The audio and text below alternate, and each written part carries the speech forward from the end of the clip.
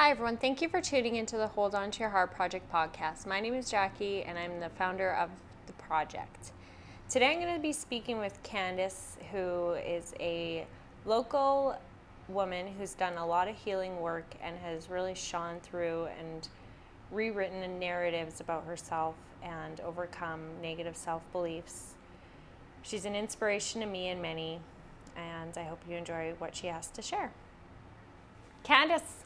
Welcome to the Hold On to Your Heart Project podcast. Thank you so much for being here. Thanks for having me. Yeah, I'm excited to have you. I know you're a woman in the community that's done a lot of work and inner healing, and you're an inspiration to me. And I thought, who better to have on here to share a little bit about themselves and some of their experiences. I know you've had a lot, and give back a little message of hope and what's helped you and what you've been through, and So do you want to start off just telling us a little about yourself? Yeah, sure. I'll start off. My name is Candace, and I was born and raised in Cranbrook here. My parents are still living here. They are separated, and my sister also lives here. I have an older sister. Just living in the Kootenays. Living the dream, doing the hiking, the exploring, living in my career, building a life once again. Yeah. Once again. Once again. What do you mean once again? Well, I think, when I was younger, I always thought that if you built on something, it would continue to grow over time, and you would always have that type of foundation on things. But through my story and through the years that I've been living, I realized that that's not the case, and that pretty much anything and everything could be taken in a split second, and you literally start from scratch again. And I don't think I was prepared for that type of rock bottom. And that type of transformation, actually, and the outcome of that I was pleasantly surprised, I guess I could put it that way. Not everything you get to keep. Exactly. And I just started to become more grateful in my present moment. When I started dating at the young age, I fell in love with a boy, and it was amazing. I thought my life had begun. I'm pretty sure every little girl wishes to have that white picket fence and a family of your own, and that type of lifestyle. You felt like you wanted that from an early age. Yeah. I watched my parents do it, and I wanted that. I thought that that's kind of would be the joy that I would find once I achieved that type of life. I figured everything would be okay if I have a family of my own. My family growing up was very chaotic, and a lot of fighting, and I'm pretty sure a lot of families out there can relate to that.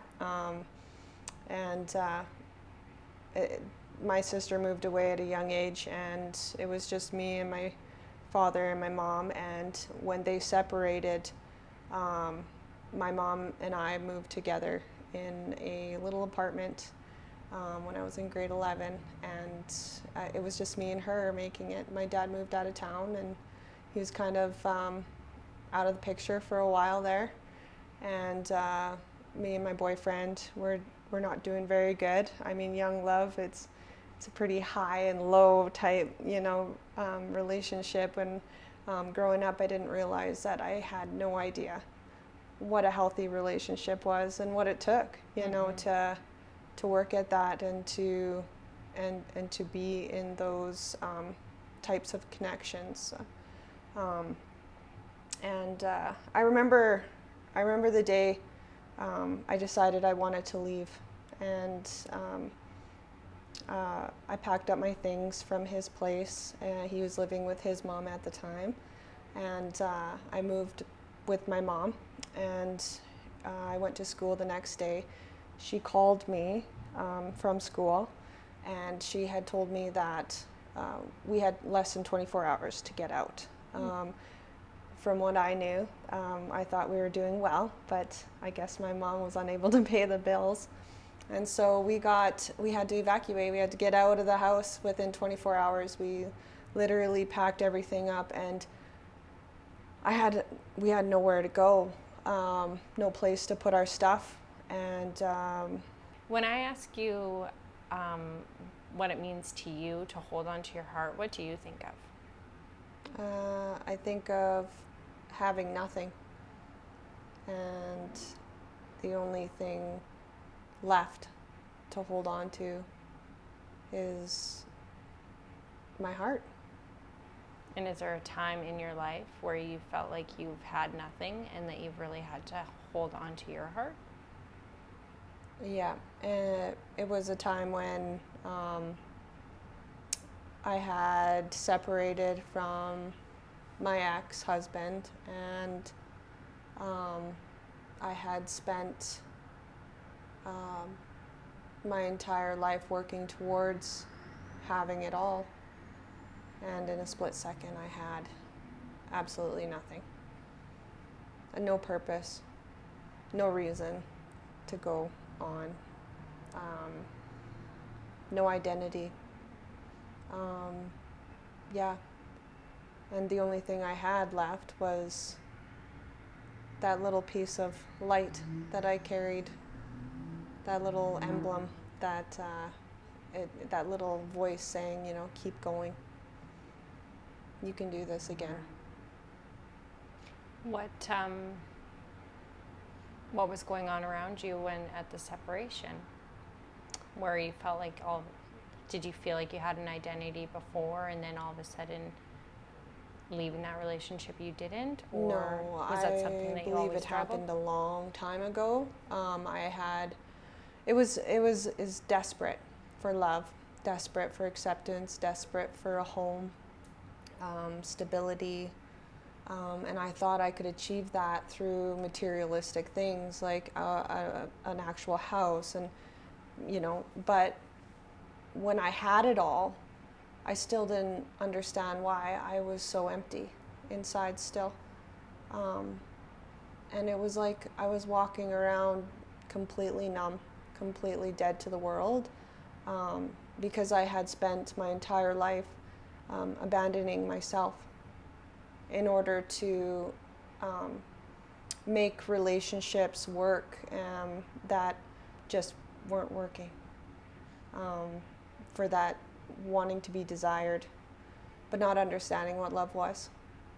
And I'm kind of bringing it back to what you kind of, your introduction when you said your first boyfriend and wanting the white picket fence, and maybe being in something maybe not so good then, and just not realizing it and trying to make it work, right? That dream of getting the things and having those external experiences kind of was with you from an early age, right?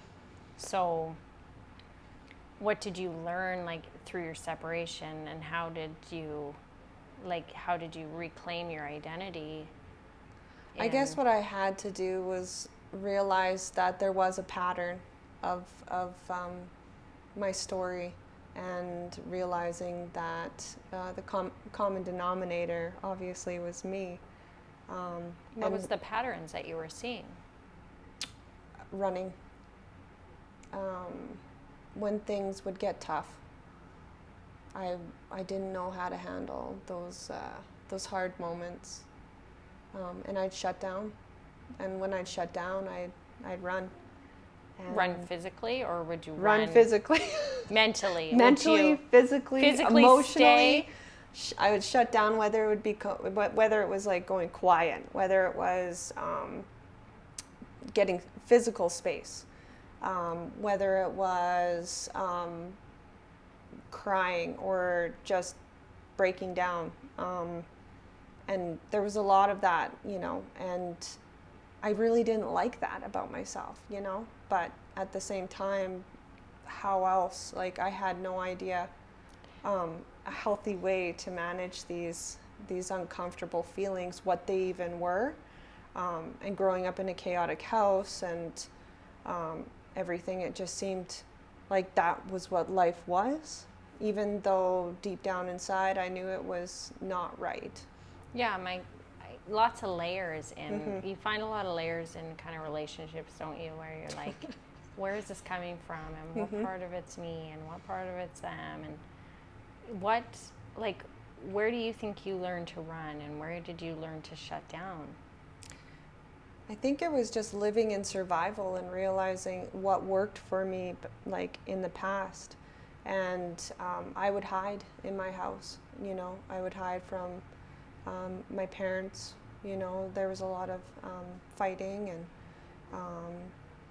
I would hide from my sister when she was mad at me, you know, it was what kept me safe. I stayed quiet. I didn't express what I was feeling, and when I did, I was kind of dismissed, like, you know, suck it up kind of thing, right? And so learning to express my feelings when I would feel them, it would be almost overwhelming and being like, you know, I'm overreacting, this is wrong, like, you know, just showing that vulnerability in my relationships was like impossible. You felt wrong in it and guilt for it. Yeah. And it was met with like anger, frustration, you know, and I wanted them so badly to like understand me. The partners that you chose then afterwards, yeah. I just wanted them to understand me so badly that it hurt. What did you want them to understand that it hurt? Just what I needed from them, you know. What did you need? Compassion, understanding.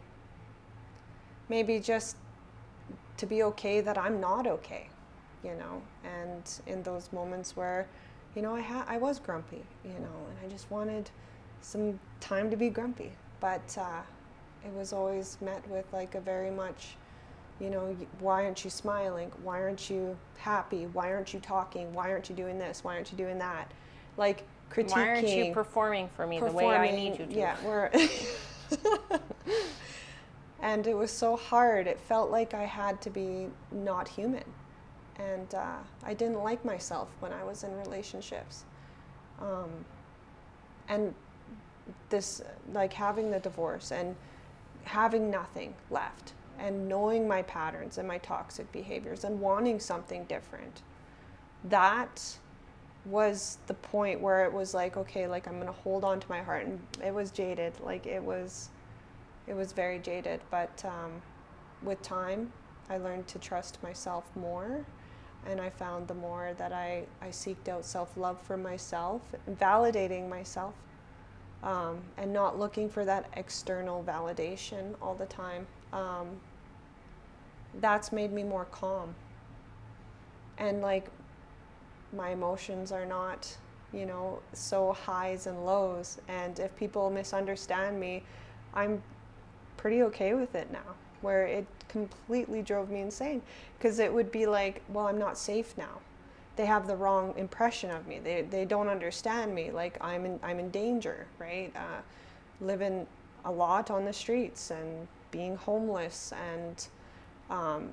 When were you homeless? Was this the situation?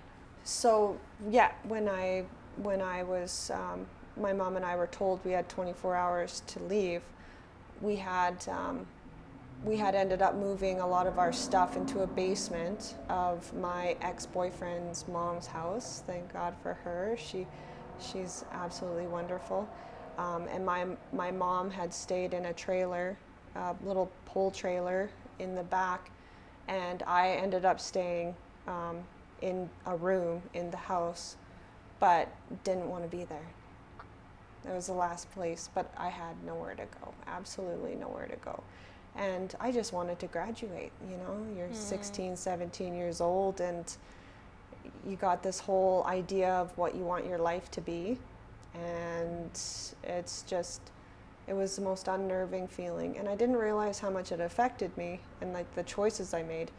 But every choice from then on, it was like I needed a partner. I needed that person in my life so we could build a house together, we could have a family, I could have my safe space back. And I was willing to give up anything and everything to have it, meaning my identity, my needs, my wants, who I was. And that brought me nowhere. It actually brought me into feeling not safe. And so today, with great time and patience, I was able to overcome those beliefs. I had to strip all that away and realize that I can be safe without all of that. What kind of beliefs were, like, do you want to just share a few of the beliefs that you had about yourself in that? Like, I know you say that you needed these things, but like, what's the internal dialogue that happens for someone that wants something outside of themselves to make them happy? It was that, I guess it would be that internal dialogue, that there was that belief that I wouldn't be able to achieve that, like, without being someone different, without being that smile, happy-go-lucky, continuous character. So you weren't worthy in your mind then, as was, to have what you dreamt, unless you put on a big show. Or a front to kind of make it happen. And do you feel like there's a part of that in its demise?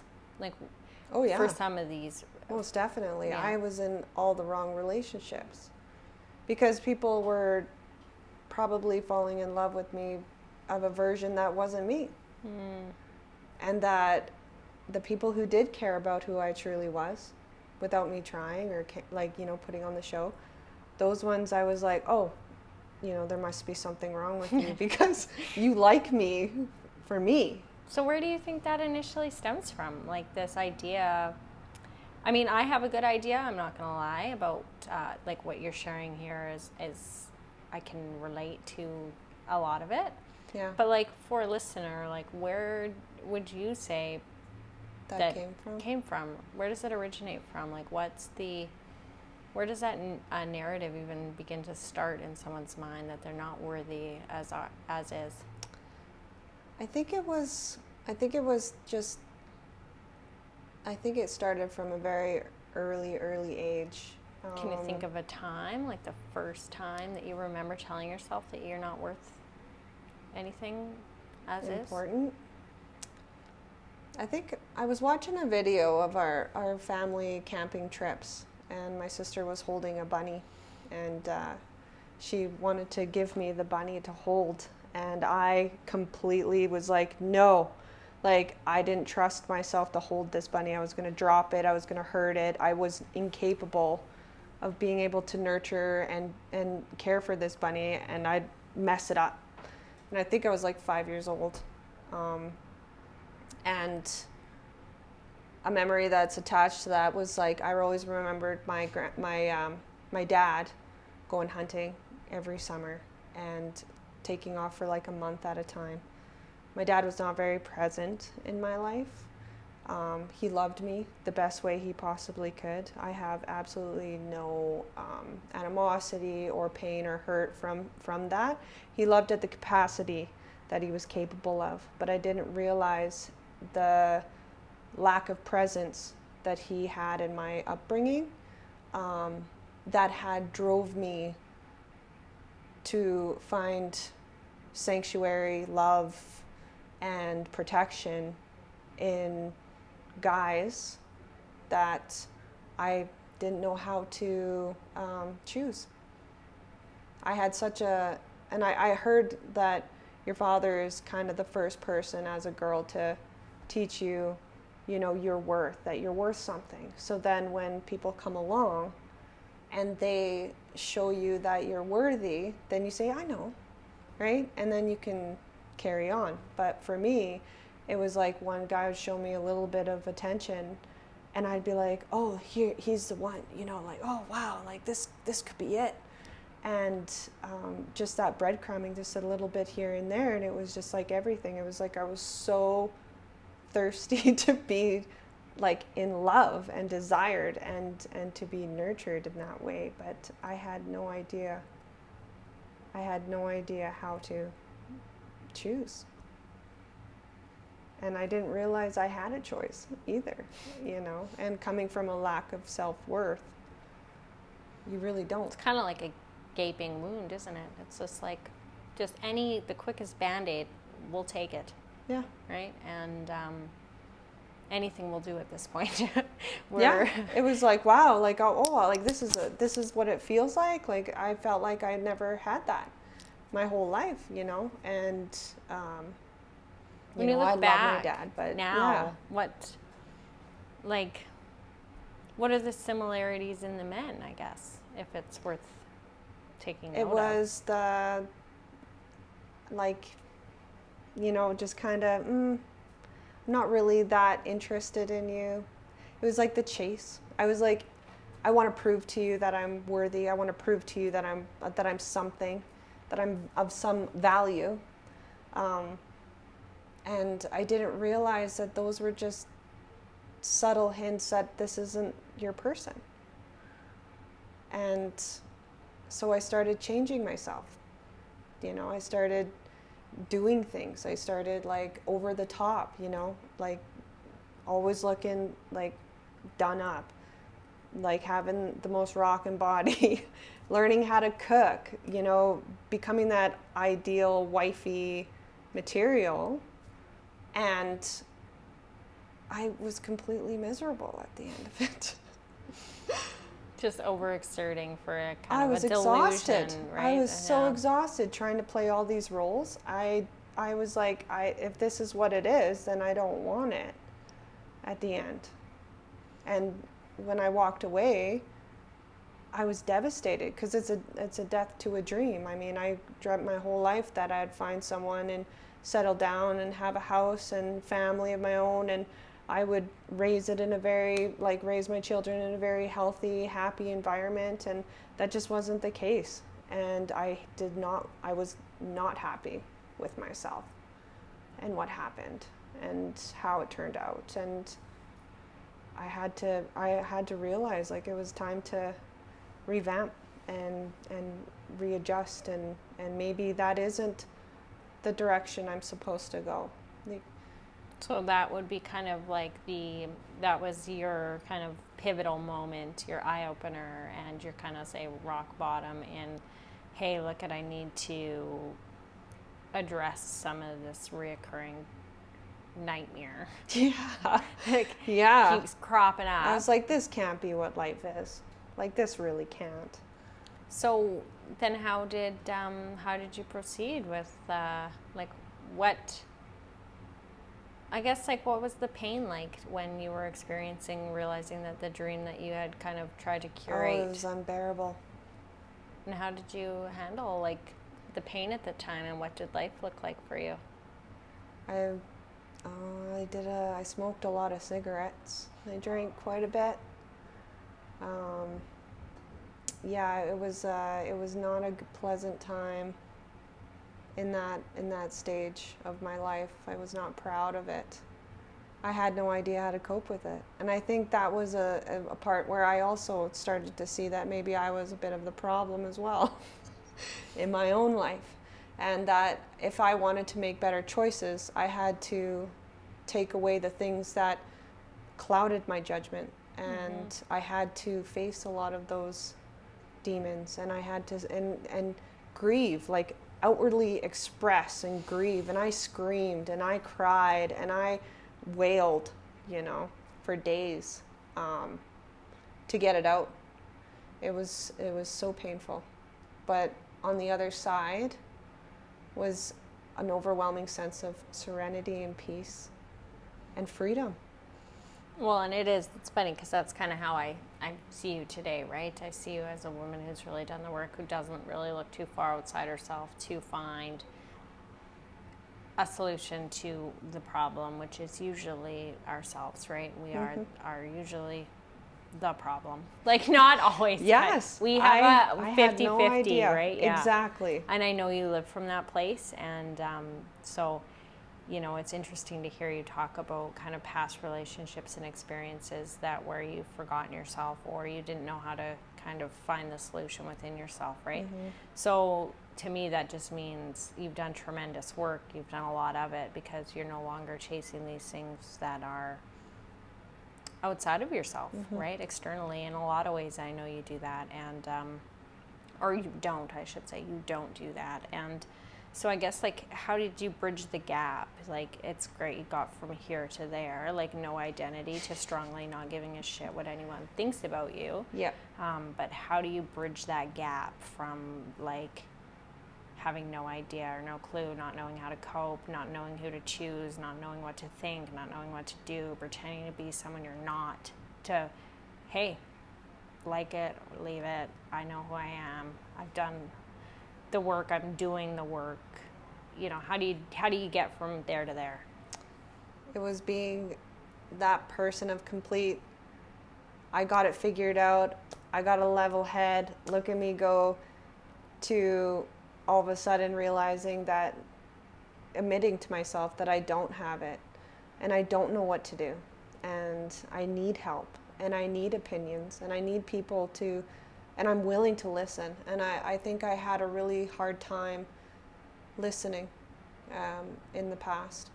I had so much shame, lack of self-worth. I judged myself so negatively that any type of opinions that I had, like, towards me, it just seemed so hard to meet or keep up. And when I had it, when I didn't have it, and I had absolutely nothing, I was like, okay, like, let me listen, and I don't have to take everything. I can take some, I can leave the rest, but I have to trust that where I rebuild is going to make a different life. So anything naturally came to me naturally, I avoided. And everything that feels very uncomfortable, like speaking on a podcast and being vulnerable, something I've been told I've been very cold, a very kind of cold person. To come I don't out know and who speak. told you that and if it was recent, but I've never felt that about you. Well, thank you. So, yeah, I think we were just kind of sharing about the things that you did to get yourself from A to B in regards to healing and becoming a kind of a version of yourself that you are comfortable with.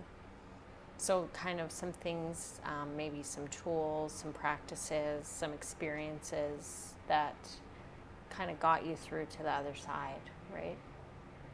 Yeah, I think it was just like willing to speak about the fact that I didn't have things, I wasn't well, and I needed that extra hand and that help, and I started going to some peer-to-peer support groups, and I started going back to college and reading up on a lot of things that I struggled with in my life, and I wanted to build knowledge around these things so I could like learn more and not be so ignorant to how the world is. And I wanted to change my worldview, that it wasn't a scary place that we lived in, it was the place that I created for myself that was scary, and that in order to change that, I had to find the blind spots that I lived with that took me into those comfortable, because it was familiar, it was comfortable.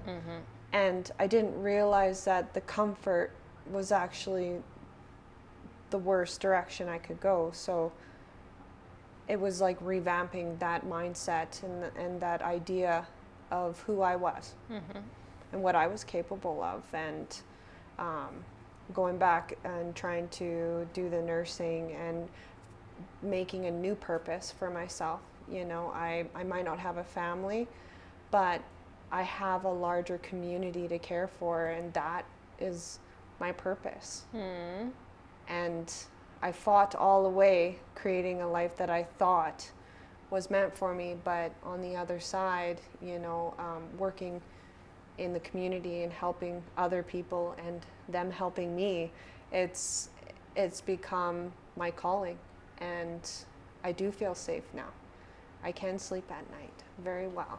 And when you went back to school, like you know, like you come to terms with needing the change, and you make these steps forward to create this different life for yourself, more aligned with what you truly want. Like, is it seamless, or is there like negative self-talk that goes along It was the way? uncomfortable Like, what's it like the to go whole back? time. Yeah. It was uncomfortable the entire What time. did you tell yourself when you were going back to school? And I think what I did was I just focused on what was needed at that time, what I needed to do, what I needed to get done. And I just did that. And I realized, like, what do I have to lose? Like, I don't have anything. I don't have a home. I don't have a family. I don't have anything to lose at this point. So, I mean, all I can do at this point is hold on to my heart, hold on to it tight, focus on me, and focus on my growth and what I can do, and how I can change, so then I can change my future. And with that, I just took it day by day and just put all my energy into my own self-development. sounds like you really like embrace the uncertainty and the uncomfortability of like starting something new, and it sounds like totally redefined what you thought you were going to have and end up with the white picket fence and the kids and the husband, and you went, no, I'm doing this solo mission, going back to school, very uncomfortable. And you pursued and persevered, I should say, as well, right? Yeah. Because you've graduated, have you not, now, Yeah. since nursing? I've graduated now. And you did what you were set out to do, and it sounds Yeah. like you feel more in line. Yes. It's still very uncomfortable, and I don't know if I have it necessarily all figured out just yet. But What's uncomfortable now for you?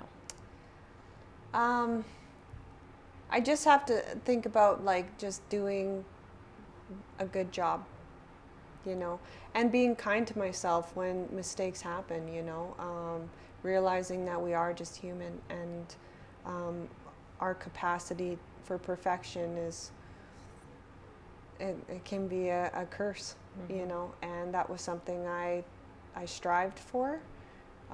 That was another reason that made me feel safe. If I was perfect, if I was well behaved, whatever, like, but in times, like, we're just human, and I'm not going to have perfect moments still, and I have to be okay with those moments and work through it and communicate and be vulnerable about it and be honest and truthful and be held accountable on things. And I don't know, like 4 years ago, I wouldn't have been able to do that emotionally, mentally. But I had spent a lot of time, I went to counseling, made a lot of good friends with similar beliefs and wants in life of a healthy lifestyle, healthy relationships, goals. Like, I look up to you too, Jack. Like, you have a lot going on. You're passionate about the community. And I hang on to that. My relationships do define who I am. And so I choose them very wisely now today. And I realize that it was me in a lot of ways that dictated my outcomes in life. And that's empowering, you know. And the best thing I can do is just forgive myself for my choices back then and who I was, and move forward and hopefully show others that that's not me. You can rewrite the chapter, right? Oh, yeah. And it's not, you can rewrite the direction, and you can pursue different things at any given moment if you have, well, in a lot of circumstances you can, right?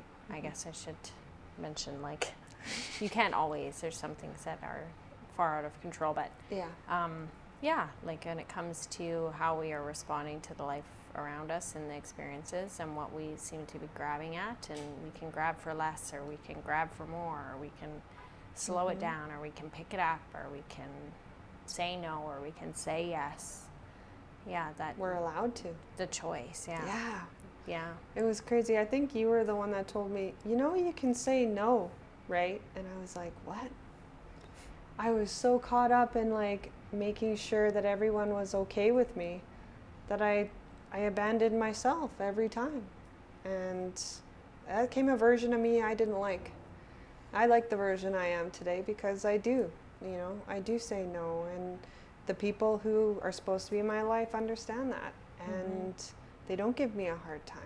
And I'm blessed that I figured that out because I created a very solid, supportive foundation of relationships in my life. It's so impactful when you can have that and like you say, surround yourself with people that you're supposed to be around people that are inspiring or making you actually want to grow, right? It's easy to get stuck around people that you just feel comfortable with or whatever, right? And I was gonna just see like if there's anything today, like are you struggling in today with anything? Not specifically today, but like what happens for you today? Like I deal with some severe trauma. I'm seeking professional help now, and I won't say that it affects my personality as much or my choices or decisions or how I interact, but it has like limited me to opening up to another relationship. I think I've again found a safe space in my own self now. More to be revealed. Hey? Yeah. And so I guess at this point we're always growing, we're always changing.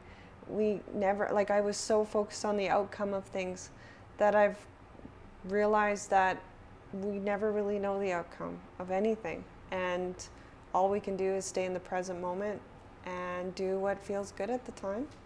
It sounds to me, correct me if I'm wrong, it's like maybe you kind of went through the first bit of your life like not really knowing your foundation or what to fall back on or not knowing your strong sense of self, but like I feel like if you might be dealing with something right now where you feel like, oh, maybe I'm reverting back to not wanting to get close to someone, but you're a little bit more unshakable now. Like you have a strong foundation, you know who you are, you know your purpose, you want to help people in the community, like you've kind of rewritten your narrative and just not a shakable version of yourself anymore. Yeah. You're not going to just take crumbs that are offered just because they're there. Or put me in a box. No. I don't want to be in a box.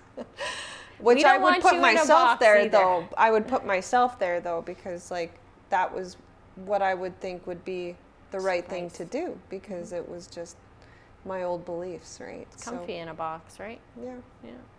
You know what to expect and you know the outcomes. You don't have to try too hard living in a box, but is there a question today that you wish I would have asked you that I didn't?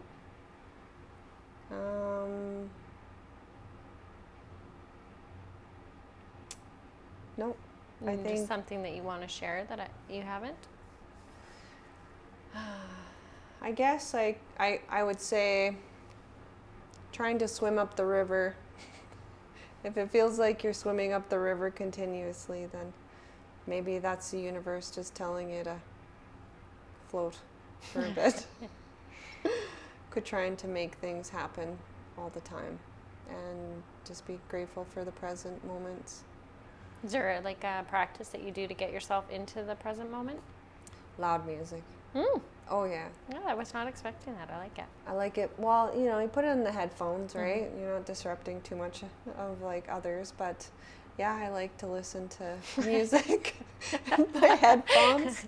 Just lay back and blast it. I hear that too. Going to the gym, lifting weights. Crank it to 10, yeah. Building those endorphins, exercising, eating as best as I could.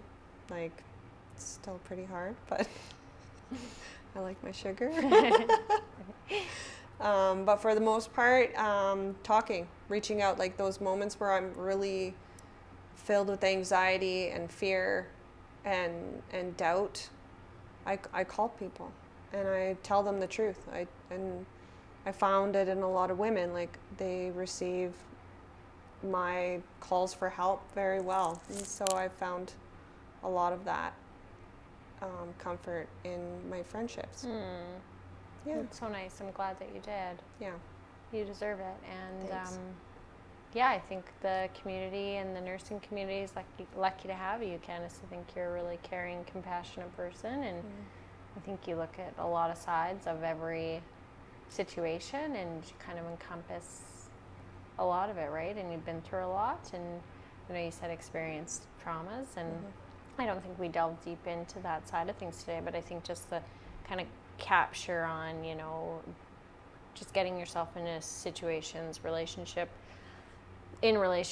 that didn't suit, and how kind of catastrophic that can feel, and how you need to start from scratch and rebuild, right? Like when you talked about holding onto your heart, it meant having nothing, feeling like you had nothing, and having to hang on really tight. And I feel like you have done that a few times over in your life, right? And building from the ground up. And I just think it's amazing what you've created for yourself today. Thanks. Yeah, I think it's really impressive, and you are fighting the good fight. I know that about you, and yeah, I feel like you're relentless, and I can't wait to see what more you decide to do with your life, and knowing that it will be a choice. It is a choice for you now, and it wasn't before, and I think that's really admirable. Thank you. So, thank you, thank Jackie. you. That was so nice. Yeah. I appreciate that. Yeah, life is an experience, and it's expectations we put on ourselves that I think really steal a lot of happiness away from our present moment. And so I practice just staying present in my thoughts when I start to become fearful of where I'm at, because I'm human and I want more. And it is just a natural drive that we have. Shut it down, folks. Oh, yeah. Yeah. No, it's true. Yeah. Okay, well, I think that would be good. I think we've got something to give back here, and if it helps just one person, then we've done our job. Thanks, Jack. Thank you. Thank you. My necklace. Hey, I'm Morgan. I'm the producer of the Hold On to Your Heart Project podcast. Thanks for tuning in to another episode. If you'd like to find out more about what we're all about and check out other episodes, you can find us at holdontoyourheartproject.com or on YouTube and Instagram at Hold On to Your Heart Project. Thanks for stopping by.